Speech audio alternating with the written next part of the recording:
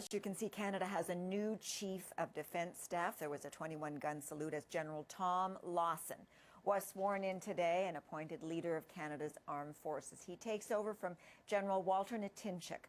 Joining me now from Ottawa, David Perry. He's a defence analyst with the Conference of Defence Associations and a fellow at the Canadian Defence and Foreign Affairs Institute. Welcome. Tell us about the new Chief of Defence Staff. What should we know about him? What don't we know about him? Well, I think that there's quite a few things we're going to learn about General Lawson. First and foremost, how well he deals working under the pressure in Ottawa.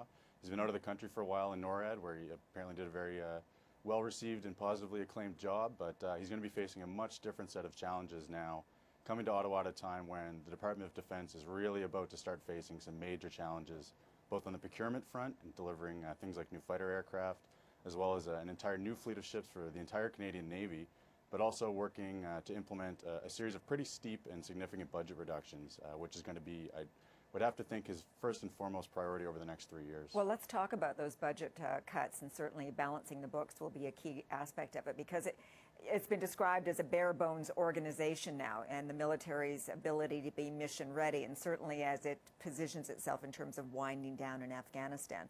What would you say his priorities will be, given this scenario? I think what he's going to have to do are two main things.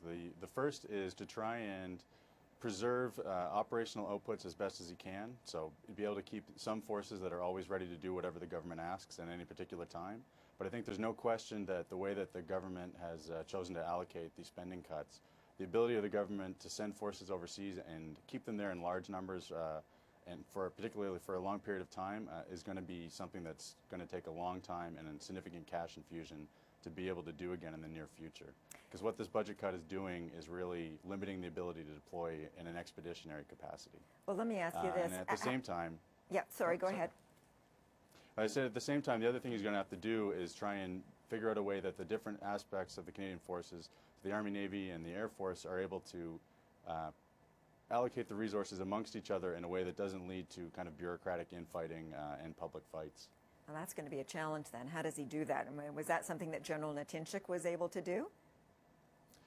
General Natinchuk, I think, just had a very different context. It was an era when the budgets of the Canadian forces were rising year over year in quite substantial terms, and it was really just the sort of laying out the foundations for the Canada First defense strategy, which articulated a long-term spending plan and a lot of future activities. But the context has totally changed right now. So the military is waiting on the policy reset that we understand is underway right now. They have about $2 billion worth of cuts they have to make based on the last two budgets. And we've heard over the last couple of weeks that there's a possibility that there's another round of fiscal cutbacks coming in next year's budget. So it's a very challenging circumstance, I think. Okay, David Perry, thanks for your time. We appreciate it.